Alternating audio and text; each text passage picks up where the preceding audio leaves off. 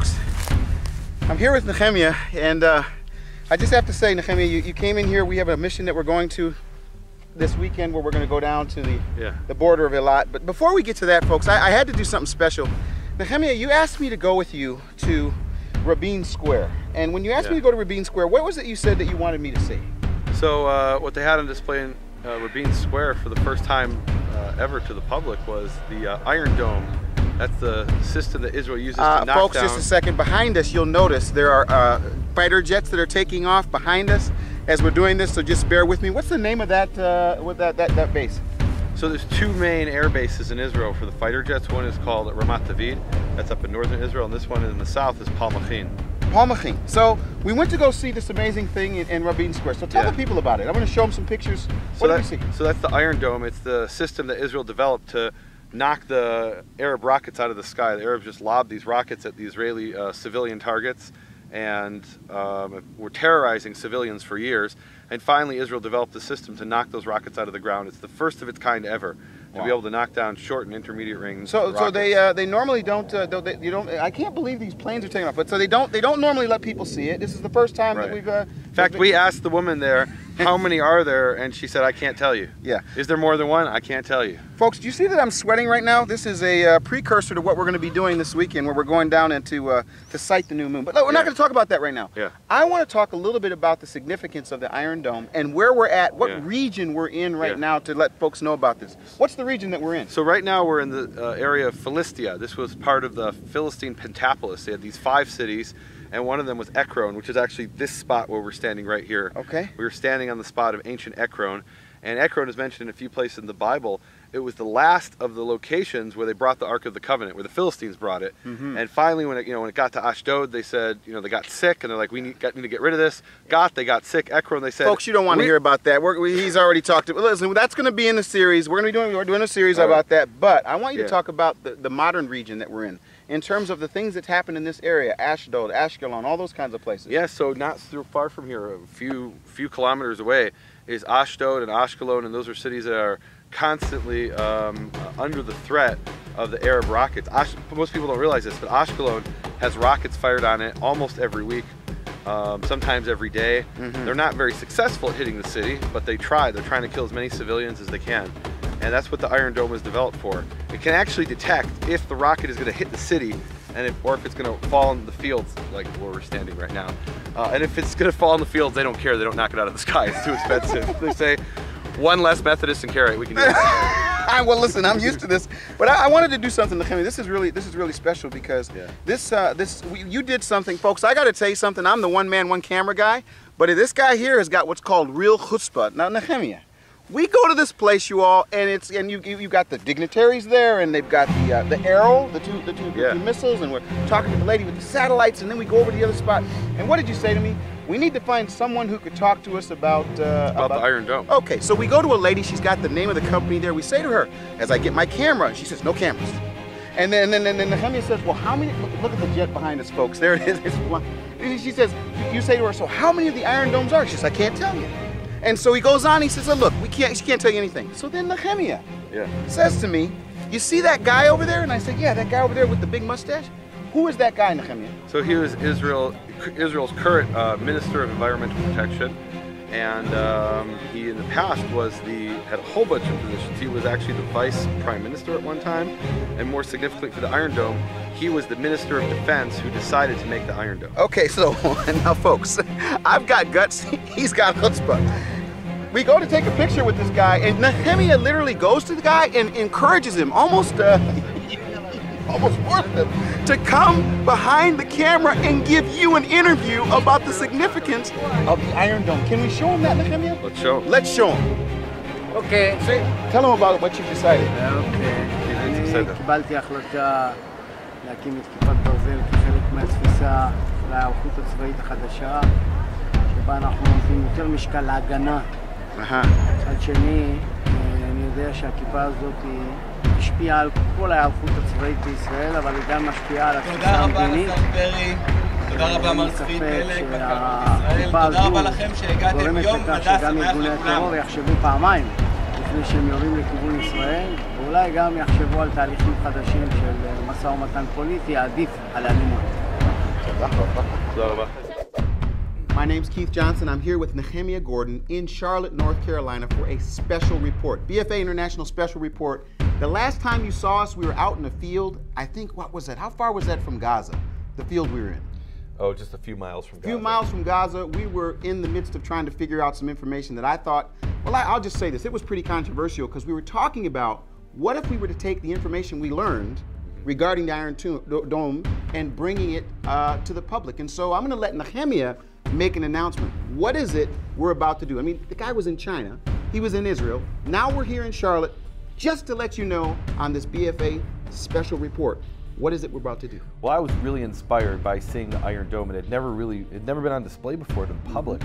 And just after we were there, we had this 50-day war, and the Iron Dome became this international star.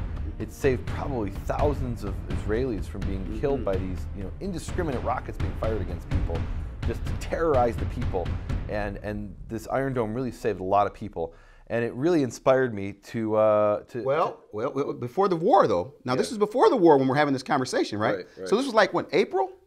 Sometime in April. What were we doing? What were we doing in Israel at that time? In April, we came there to sight the new moon and do a what's the big deal about that? Tell the people, why were we there? I mean, what were we doing in Israel out there? So there was this really difficult new moon sighting, and it was one of these situations, if the moon is visible on one day or the next day, that'll change the actual timing of the biblical feasts. So we went there to do our best to try and sight the new moon, and it turns out it was only sighted by 2 people in all of Israel. Yeah, that's right. It wasn't us, but we didn't see it. But we made our best effort, Yeah. and sometimes we will see it. So while we're there, like I said, I was inspired by this Iron Dome situation. I see people who are being terrorized by what I call the Torah terrorists, and there are these religious police who are digging tunnels underneath to undermine people, the foundation of people's faith. I said we have got to take this concept and do a spiritual Iron Dome where we defend the people who are being harassed, just harassed by these indiscriminate attacks, right, and provide people with the information so they can defend themselves against just this nonsense going on. You have all these rockets, just a lot of noise until they actually hit and blow people up. And what the Iron Dome does is it manages to intercept those rockets and destroy them. And so what are we going to do? We're going to do the Iron Dome tour. We are going to be, I can't even believe this. I mean, here we are in Charlotte. Last time, you're supposed to be in China. We're in Israel. Now we're in Charlotte. Been working for the last, I don't know how many months on a bunch of different things. And the timing of this just happens to come right now. You're in Charlotte to make this announcement. Nehemia and I are going to be going on the road for the Iron Dome tour. We're going to be in 5 cities. Is that 5 cities, right? We're going to 5 cities. The information that we're going to be bringing is going to be phenomenal. We have got some stuff that's happened in Israel, some information from China, some information with what just happened in Israel. But more importantly, what am I really excited about? This morning I had Nehemia see something been working on for 2 years. What have we been working on for 2 years? So 2 years ago, we went to Israel to sight the new moon for the 7th month, and that was really a critical sighting. Really critical. That was a critical sighting where in all of Israel, there were only 2 people who sighted the new moon that month, and it was 2 of us. Yeah, we were there. But here's what's so exciting. For 2 years, we've been working on this, and now we're going to get a chance to let you see the entire process. Now, I'm going to be honest about this. Yeshua said something really interesting. He says, nobody knows the day or the hour. Yeah. Now, I got to believe he was thinking about Yom Teruah. What is it about Yom Teruah? What's so special about knowing the beginning of the 7th month? Tell the folks something about that. Well, so here you have this biblical festival, Yom Teruah, it's Leviticus 23, and Numbers 28 and 29, a few places. And it's actually on the day of the new moon. It's actually that very day. So what happens is towards the evening, you've got the sun going down, and then just after sunset, you'll have the opportunity to sight the new moon. And usually we can know pretty certainly, is it going to be sighted or not sighted? But every once in a while, you'll get a situation where we have absolutely no idea. I mean, you can call NASA and ask them, the top scientists in the world, and they have just no clue whether the moon will be visible or not that night. There's a possibility it will, but they can't say for sure. And in those situations, we'll get up to the hilltops and we'll go and we'll look. And until we actually have the sighting, we just don't know. We don't know. And so for 2 years, we've been holding this in the archives, the BFA secret archives, and now It's coming out. It's available. It's free. All you have to do, all the folks have to do, they register as a free member. You watch it. You get to watch this amazing episode that we're calling Right on Time. It's a 2-part series. Not only do we deal with Yom Teruah, but you haven't seen the second thing. What's the second thing? We're going to be dealing with Yom Kippur. And you don't know what I'm going to show the people? Yeah, what are you going to I'm going to show the people some stuff stuff that no one has seen. This guy, it's amazing. So the first episode, available right now. We're going to do this promotional. We're going to put the information about the 5 cities. In 10 days, we're flying to 5 cities. I believe we're going to be in Iowa. Yeah. We're going to be in Colorado. Yeah. Then we're going to Oregon. So we're doing, he doesn't even know. I don't even know the details. We're going to be arriving in Des Moines, Iowa, then 2 places in Colorado, then Oregon, and then Southern California. And you know why I think this is really amazing? It just hit me. So we did this thing where we went to the 5 cities of the Philistine Pentapolis. We did. We went to the 5 cities. That series is going to be amazing. And now we're going to 5 cities that are going to be protected by the Iron Dome, the spiritual Iron Dome. That's Keith Johnson, and this is my Iron Dome. And but what about the Iron Dome? Wasn't it cool? The Iron Dome actually moves. Isn't that what's cool about it? I mean, it's mobile. In fact, we were down in Eilat, and we saw one before the war started. Just before the war started, we saw one in Eilat, and I had to slow down and get the film or whatever. I'm like, look, you can't film that. It's classified. What do you mean? What are you doing? We film everything. So here's what we want you to do. We're going to allow you to see the first and second episodes of Right on Time. It's going to be available at bfainternational.com. This promo right here, we want you to share it with everyone because we're going to be going to these 5 cities. And who knows, after this first phase, maybe you want us to come to your city. I don't know if we'll do that or not. But the point is, the Iron Dome tour is starting right now. It's going to be here. But I think it's during the week of Sukkot. Oh, big announcement. The week of Sukkot, something else is coming out. You haven't even heard about it. I don't even know about this. Scripture Bites. The first series of Scripture Bites is available. It's both you premium content folks. It's going to be available for free also. I don't know how all that's going to work. Not sure. But this month is going to be amazing. You're in town. We're announcing the Iron Dome tour. You're available right now to watch Right on Time, the first episode where you almost got a shot next to the Egyptian border. Do you remember that, Nehemia? Yeah. So, special report, it's happening right now. Let's do this. Could we do this? What's that? Would you like to see the preview? The preview of the first episode? Let's do this. Hey guys, we're gonna watch the first, we're gonna turn right here and let's watch the preview of the first episode of Right on Time. In the meantime, hope to see you on the Iron Dome tour.